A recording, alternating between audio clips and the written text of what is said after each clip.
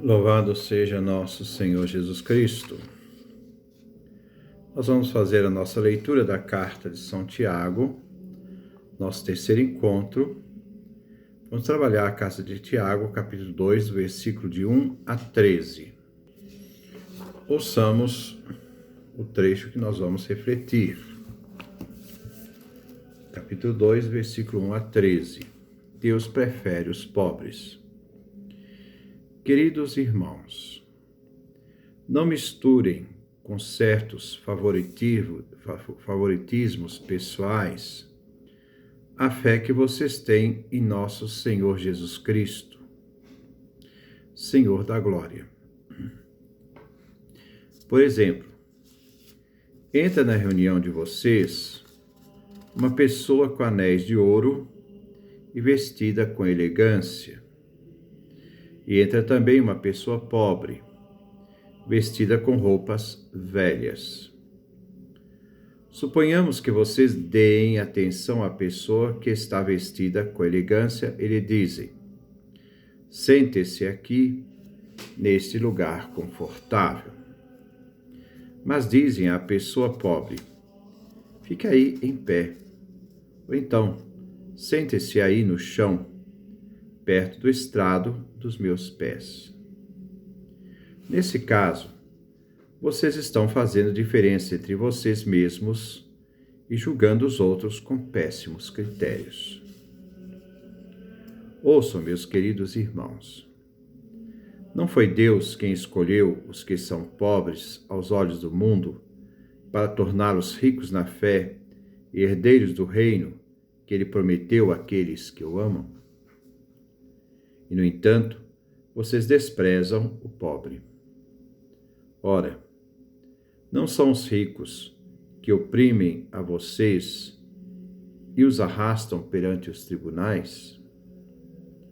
Não são eles que difamam o meu sublime nome, que foi invocado sobre vocês? Se cumprirem a lei mais importante da Escritura, ame o seu próximo como a si mesmo, vocês estarão agindo bem. Mas se vocês fazem diferença entre as pessoas, estão cometendo pecado, e a lei os condena como culpados. Aquele que observa a lei toda, mas falha num só ponto, torna-se culpado de violar a lei inteira. De fato, aquele que disse: não cometa adultério, também disse: não mate. Portanto, se você não comete adultério, mas mata, será condenado como violador da lei. Falem e ajam como pessoas que vão ser julgadas pela lei da liberdade. Porque o julgamento será sem misericórdia para aquele que não tiver agido com misericórdia.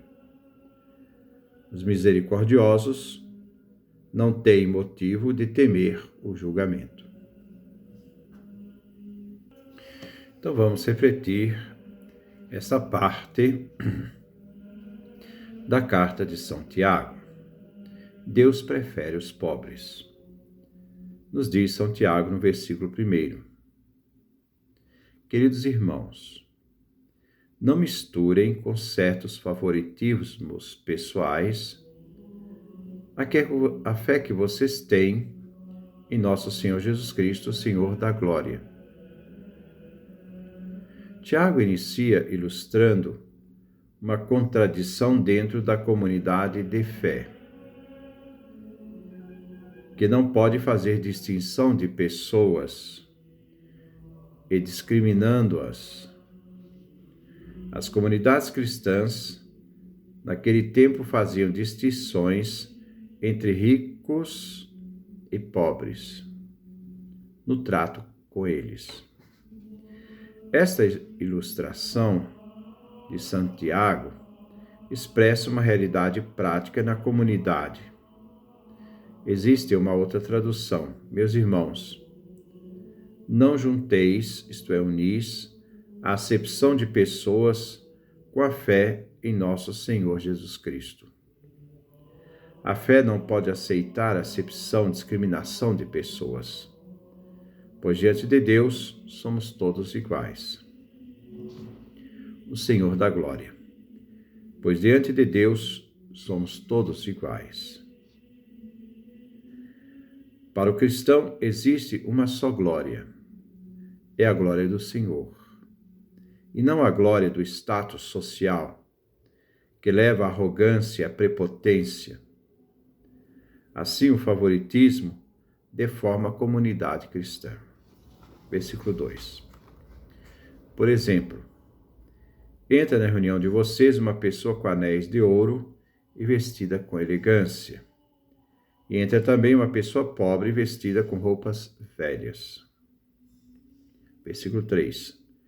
Suponhamos que vocês deem atenção à pessoa que está vestida com elegância e lhe dizem: sente-se aqui, neste lugar confortável.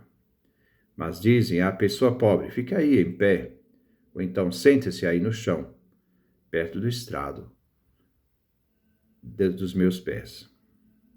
Versículo 4. Nesse caso, vocês estão fazendo diferença entre vocês mesmos e julgando os outros com péssimos critérios? Então vamos ver esses 3 versículos juntos, 2, o 3 e o 4. A igreja não deve fomentar a vaidade de umas pessoas em detrimento da fragilidade das outras. O privilégio de alguns humilha os pobres. Existe dentro dos seres humanos uma vaidade de favoritismos, por causa do nome ou status social. Isto é péssimo para a igreja, que a todos devem valorizar por aquilo que são. Todos são resgatados, porque amados por Deus em Jesus Cristo, de igual maneira, sem distinção nenhuma.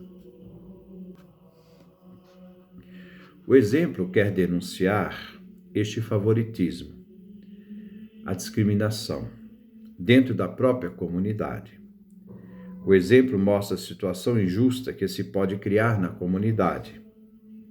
No capítulo 1, vemos o que afirmou Santiago, que o irmão pobre se orgulhe de sua alta dignidade, que não está na riqueza, e o rico se orgulhe de perder sua posição social. Esta consciência deveria ser formação permanente na comunidade, que a dignidade diante de Deus está no serviço. Mas também esse serviço de que somos todos iguais, todos somos cristãos, todos participamos da glória de Cristo. Versículo 5.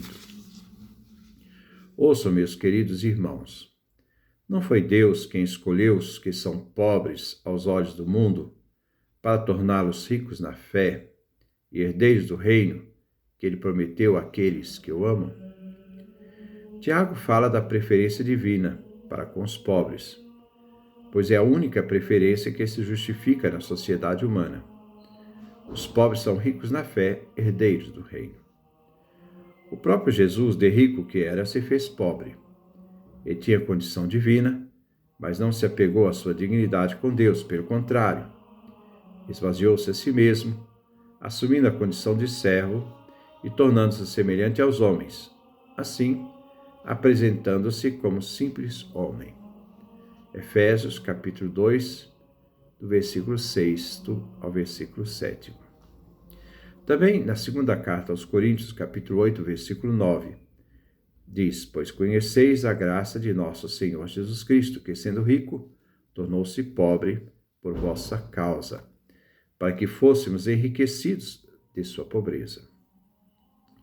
A pobreza da humanidade, que o Filho de Deus assumiu quando se fez ser humano, enriqueceu a muitos.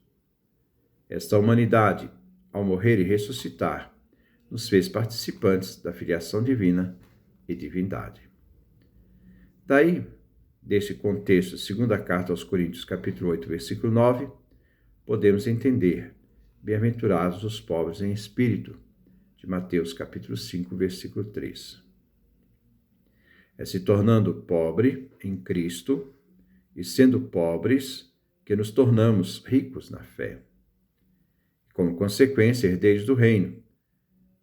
Esse reino que foi prometido àqueles que amam Jesus Cristo. Versículo 6. No entanto, vocês desprezaram o pobre. Ora, não são os ricos que oprimem vocês e os arrastam perante os tribunais? O pobre aqui significa o pobre oprimido.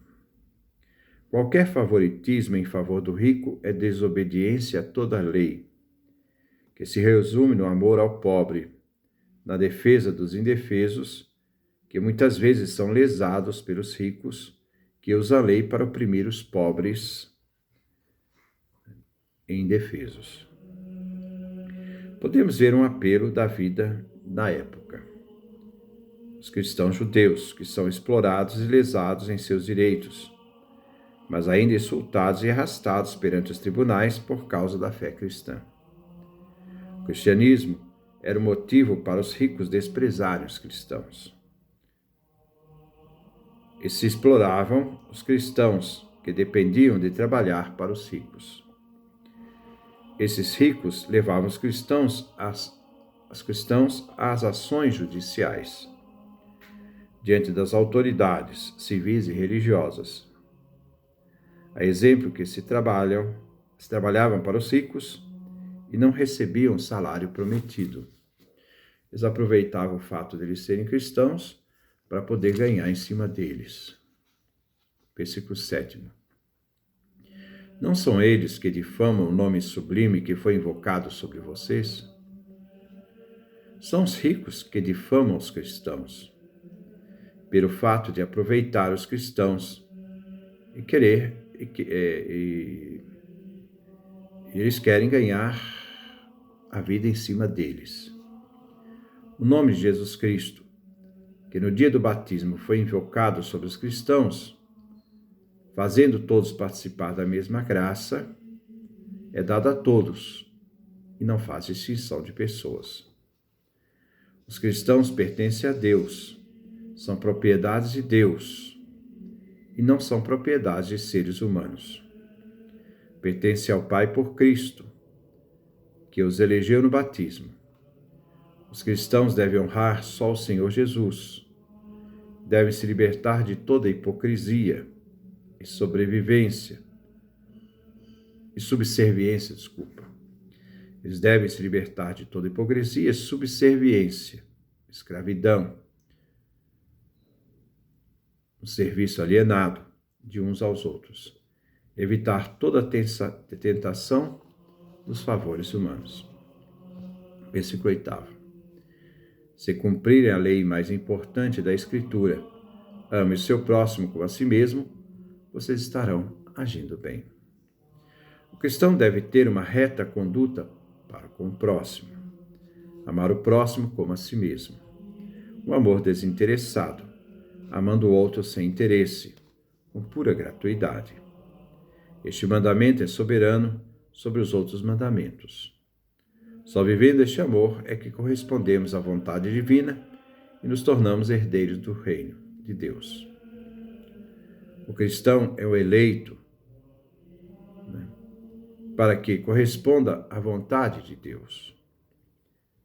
É suficiente viver o desafio do amor ao próximo como a si mesmo, pois este desafio nos faz viver sua vontade na comunidade e na vida social. Versículo 9. Mas se vocês fazem diferenças entre as pessoas, estão cometendo pecado, e a lei os condena como culpados. A discriminação faz depender da posição social do indivíduo.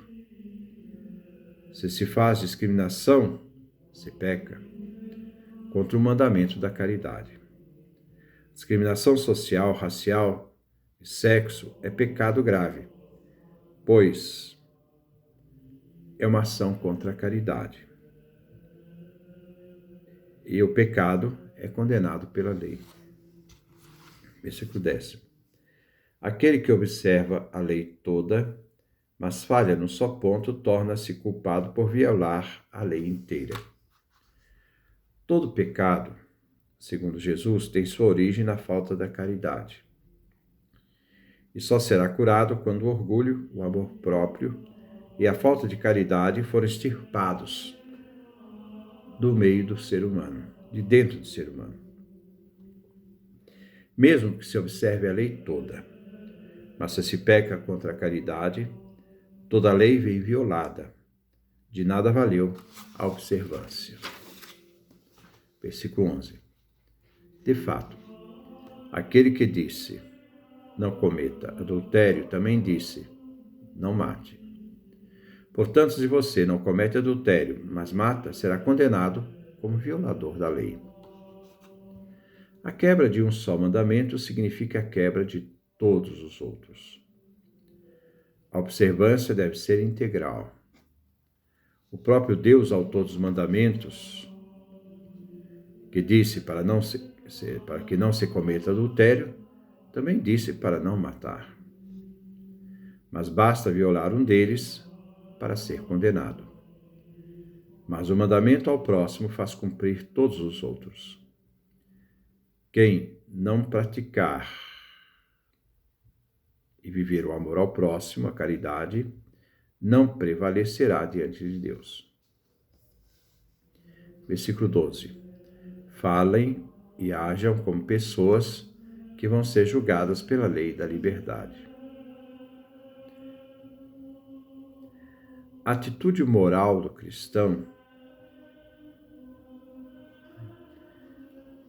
o cristão que é chamado a estar sempre diante de Deus, revela que seremos julgados na lei da liberdade, do amor responsável ao próximo. Assim o cristão deve pensar, julgar, ouvir, falar e agir, nos moldes desta liberdade do amor a Deus e ao próximo. Versículo 13. Porque o julgamento será sem misericórdia para quem não tiver agido com misericórdia. Os misericordiosos não têm motivo de temer o julgamento. O próprio Jesus colocou o mandamento no imperativo, uma exortação aos cristãos: sede misericordiosos como vosso Pai é misericordioso. A medida da vida cristã é misericórdia. Lucas capítulo 6, versículo 36. E Lucas capítulo 6, versículo 38. Porque a mesma medida que vocês usarem para os outros, será usada para vocês. Assim, aquele que sua medida foi sem misericórdia, o julgamento será sem misericórdia. A medida dos que agem com misericórdia será, daqueles que agem com misericórdia, eles serão julgados com a mesma medida com misericórdia. E aqueles que agem com misericórdia confiam no amor e no perdão divino e não temem o julgamento. Este é o nosso comentário dessa parte da carta de Tiago, nosso capítulo 2, versículo 1 a versículo 13. E essa responsabilidade moral que nós temos de amar, respeitar a dignidade do ser humano, de todo ser humano, não pelo seu status social, mas porque todos foram resgatados da mesma graça e todos merecem o mesmo respeito e dignidade.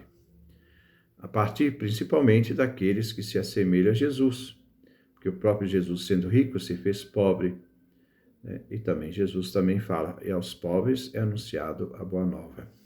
São os destinatários da mensagem do reino, aqueles que se fazem pobres como Jesus, mas ao mesmo tempo que fazem uma sociedade, uma igreja, uma comunidade sem discriminação, sem distinção de pessoas.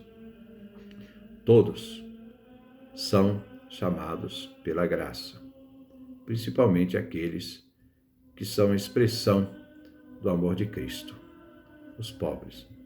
Que Deus nos dê a sua graça, a sua bênção, a sua face resplandeça sobre nós.